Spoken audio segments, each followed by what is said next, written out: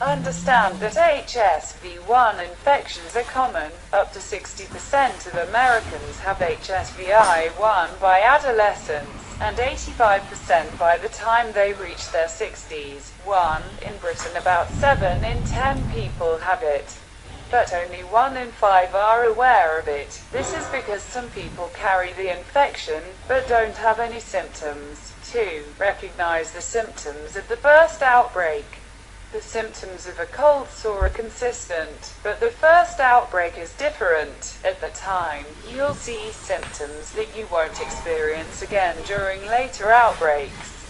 These one-time symptoms include 3. Fever, painful or eroded gums if the cold sore is in the mouth, sore throat, headache, swollen lymph glands, muscle aches. Look for the predictive signs of subsequent outbreaks.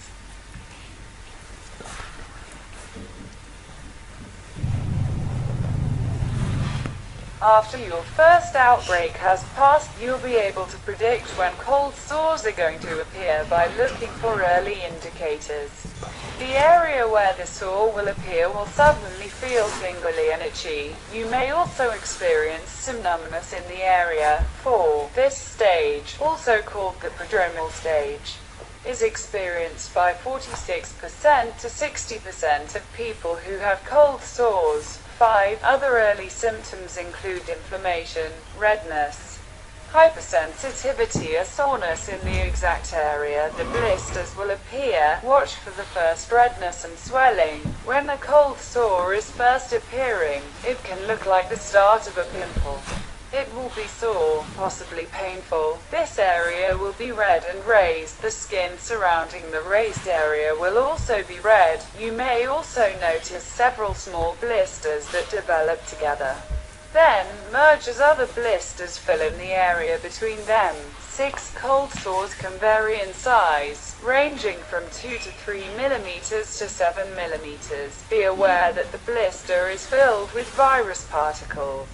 The raised areas take on the appearance of a blister as the body fights the HSV-1 virus. White blood cells rush to the area and the blister fills with clear fluid containing the virus. 7. Because cold sores are filled with infectious fluid, you should never pick at them.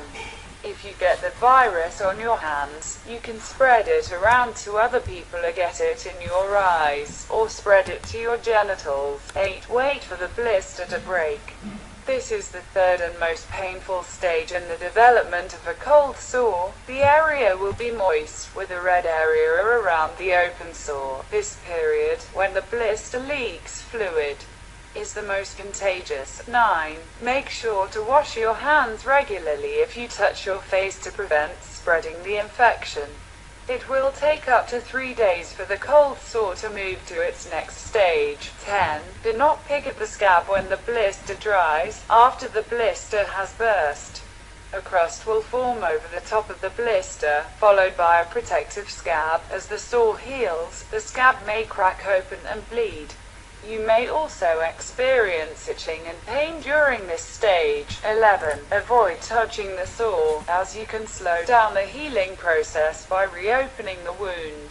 Avoid spreading the infection while the cold sore heals. You remain contagious until the scab falls off naturally to reveal intact, healthy skin. In this final healing stage, when the scab falls off, the skin beneath it will be dry and a little flaky. The area may also be a little swollen and red. 12. From the start of tingling and itching until the scab comes off can take between 8 and 12 days. Be careful not to share glasses or utensils with anybody until the cold sore has healed completely. Do not kiss anyone or place your cold sores into contact with others in any way. Keep your hands off your face as best you can, as infectious fluid can be transferred to your skin. This, in turn, can spread infection to others, or spread it to other parts of your own body. Distinguish a cold sore from similar blemishes. Canker sores and mucositis can be mistaken for cold sores, but aren't caused by the herpes virus. Canker sores appear inside the mouth, often near where the cheeks, Lips meet the gums. People who wear braces can get them where the braces rub against the cheeks. Doctors believe they can have many causes: injury, certain toothpastes, food sensitivities, stress, allergies, and inflammatory or immune disorders. 13. Mucositis is the term used to describe the sores that appear in the mouth and the esophagus during chemotherapy. Chemotherapy kills rapidly dividing cancer cells, but it can't distinguish cancer from the cells in the mouth, which also divide rapidly. The resulting open sores are extremely painful. 14.